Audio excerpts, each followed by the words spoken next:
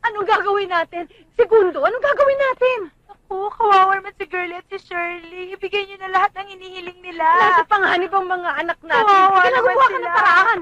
Ibigay niyo na. Tigil nga kayo. Hindi ko na alam kung anong iisipin ko. Tito, telepono po para sa inyo. Sino yan? Hindi ko po kilala eh. Hello? Sino to? You don't have to know me, Don Segundo. I'm just here to tell you and let you know that your girls are in good hands. Are in good hands? Anong ibig mo sabihin? Ang ibig mo sabihin may masama nangyari sa kanila? Natumbok nyo, Don Segundo. Kung totoo yan sinasabi mo, gusto ko marinig ang boses ng mga anak ko. Of course. Hey, ladies! Your daddy's on the phone. He wants to hear your voices. Mr. Kidnapper, kung sino ka man, huwag mong sasaktan ang mga anak ko. Kung magkano gusto mong sabihin mo, ibibigay namin. Now we're talking. Okay. How much ransom money do you need for the freedom of my daughters? 20 million para sa kanilang dalawa. 20 million?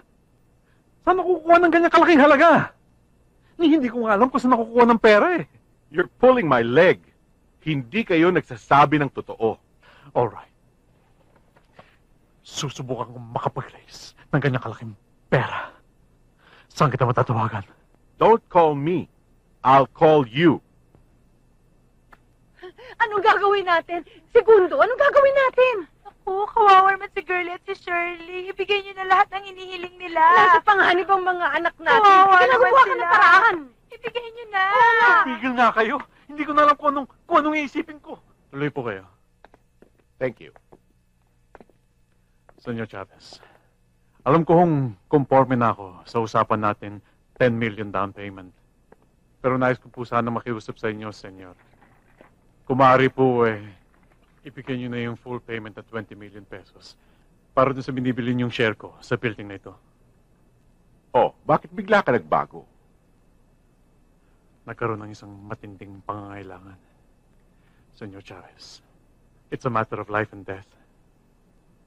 Mukha ngang matindi ang problema mo. Pwede ko pa malaman kung ano. Maaari naman po, kaya lang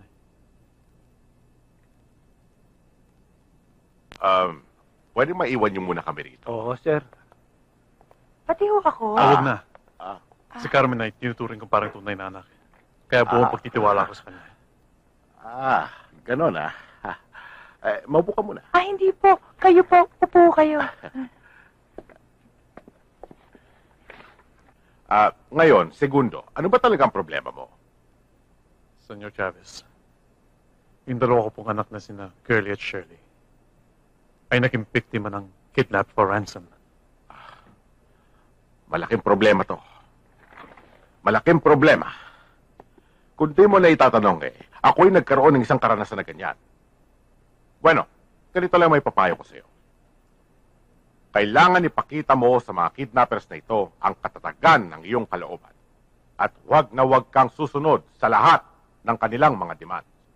Kapag hindi ko naibigay yung 20 million, baka mapahamak yung mga anak ko. Sundin mo muna, iho, ang payo ko.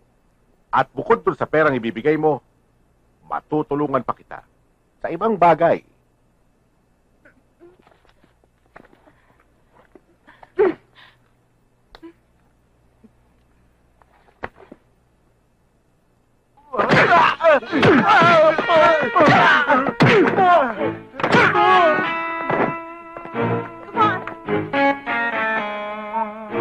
Nakatakas yung dalawang babae!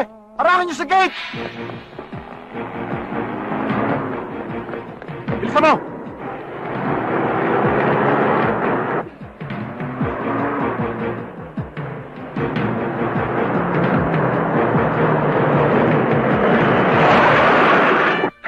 Hanapin nyo! Doon!